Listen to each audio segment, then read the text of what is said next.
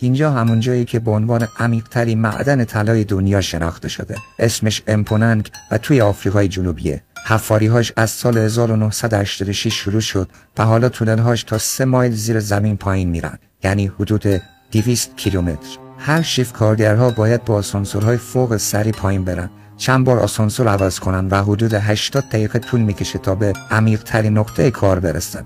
اما اون پایین اوضاع ساده نیست. دمای طبیعی سنگ‌ها حدود 60 درجه سانتیگراده، چیزی که بدن انسان نمیتونه تحمل کنه. واسه همین هر روز تونل‌ها رو با تن‌ها یخ خرد پر میکنن تا هوا رو به زیر 30 درجه برسونن. دیوارها با بتون و تورهای فلزی محکم میشن، ولی با این حال بازم شرایط وحشتناک و نفسگیر باقی میمونه. اما چرا این همه سختی رو به جون میخرن؟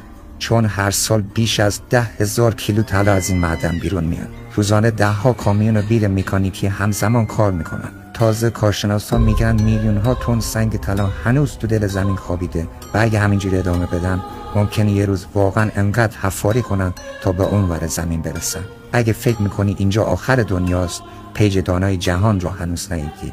ما رو فالو کن تا جاهایی رو نشونت بدم که عقل از سرت بپره. برای دیدن عجیب ترین رازهای جهان، پیج دانای جهان رو لایک و فالو کن.